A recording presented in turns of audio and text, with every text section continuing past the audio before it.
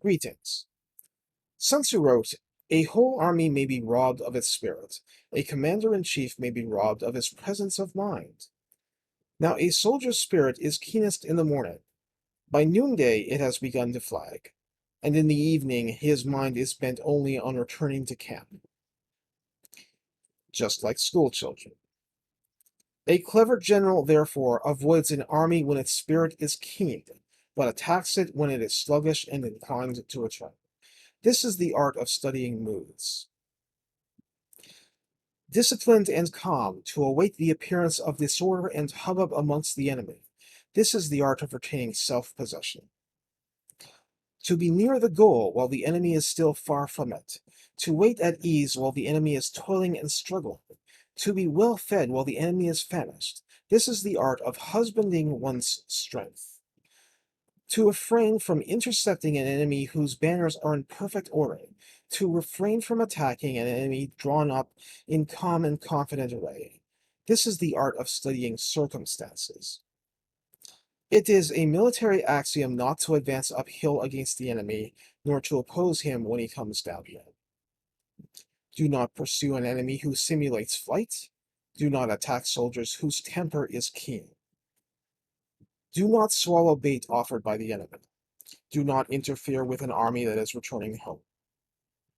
When you surround when you surround an army, leave an outlet free. Do not press a desperate foe too hard. Such is the art of warfare.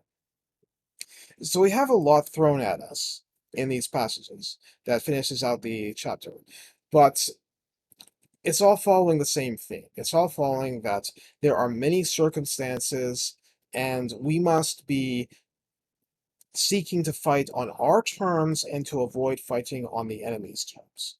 And that's not simply a matter of in general, that's a matter of specifics. That's a matter of looking for signs that we would be walking onto the enemy's turf and playing by the enemy's rules.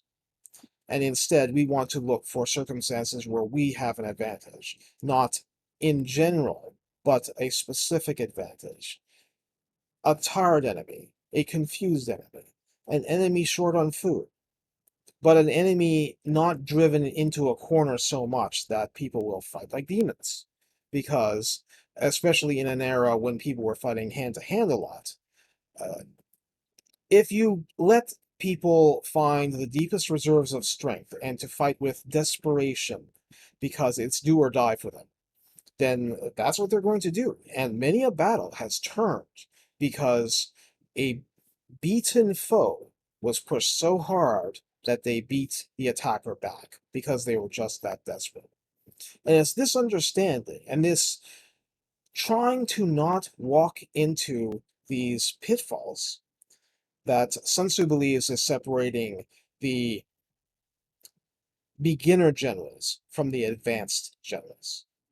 And this is a philosophy we can apply to many, many other things, just by being attentive to details and to see where there's an advantage and where there are traps.